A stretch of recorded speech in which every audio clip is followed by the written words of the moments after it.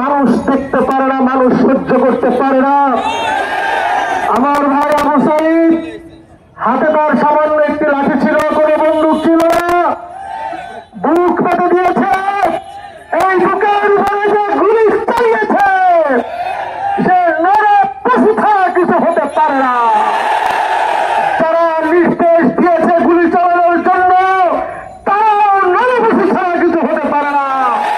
সেই সরকারের উস্কানিতে হয়েছে, সেই সরকারও মানুষের সভ্য জাতির সরকার হতে পারে না। এরকম অসভ্য সরকার, এসভ্য অসভ্য সরকার বাংলাদেশের মতো একটি স্বাধীন দেশে থাকতে পারে না, থাকতে পারে না, থাকতে পারে না। অধ্যক্ষ হাফেজ মাওলানা শেখ মুজিবুর আলহামদুলিল্লাহ ওয়াসসালাতু ওয়াসসালামু আলা রাসূলিল্লাহ ওয়া আলা আলিহি ওয়া আসহাবিহি আজমাইন, আম্মা বা'দ। ইসলামী আন্দোলন বাংলাদেশ ঢাকা মহানগর আয়োজিত আজকের এই প্রোগ্রামের সংগ্রামী সভাপতি, আজকের এই সমাবেশের সংগ্রামী প্রধান অতিথি, আমাদের প্রান্তীয় রাহবার হযরত পীর সাহেব হুজুর চরমোনাই, উপস্থিত জাতীয় নেতৃবৃন্দ, নগর নেতৃবৃন্দ, সমবেত বিক্ষুব্ধ ভাই আমার বন্ধুগণ, আমার আজকে আসলে বক্তব্য দেওয়ার ভাষা আমাদের নাই। আমরা ভাষা হারিয়ে ফেলেছি। আমরা গত কয়েকদিনে যা দেখেছি এটা কোনো মানুষ দেখতে পারে না, মানুষ সহ্য করতে পারে না।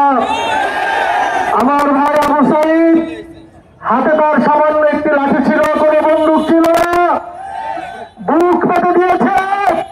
এই বুকের উপরে যে গুলি চালিয়েছে সে নরে পশু ছাড়া কিছু হতে পারে না। যারা নির্দেশ দিয়েছে গুলি চালানোর জন্য তারাও নরে পশু ছাড়া কিছু হতে পারে না। সেই সরকারের উস্কানিতে হয়েছে, সেই সরকারও মানুষের সভ্য জাতির সরকার হতে পারে না। এরকম অসভ্য সরকার, এসভ্য অসভ্য সরকার বাংলাদেশের মতো একটি স্বাধীন দেশে থাকতে পারে না, থাকতে পারে না, থাকতে পারে না। বিশ্বকর্মা বিশ্ব মিডিয়া যখন, বিশ্ববাসী যখন এই দৃশ্য দেখেছে, আমরা লজ্জিত হয়েছি। স্বাধীন একটি বাংলাদেশে, স্বাধীন বাংলাদেশে পুলিশ বাংলাদেশের সরকারি দলের ছাত্ররা কিভাবে আমাদের শিক্ষার্থীদের উপরে, ছাত্রীরা নিরীহ, ছাত্ররা ঢাকা বিশ্ববিদ্যালয়ে নিরীহ, তাদের উপরে জীবনাচরণ হয়েছে, এটা কোনো সভ্য দেশে হতে পারে না। গতকালকে আমাদের প্রধানমন্ত্রী বক্তব্য দিয়েছেন, কাঁদো কাঁদো ভাব দেখিয়েছেন। আমরা আপনার নাটক ইতিপূর্বে বহু দেখেছি, আপনি বহু নাটক দেখিয়েছেন, হাতে তসবি নিয়ে বহু ক্রন্দন আপনার দেখেছি। দেশবাসী জানে আপনি একজন ডাইনি ছাড়া আর কিছু নয়।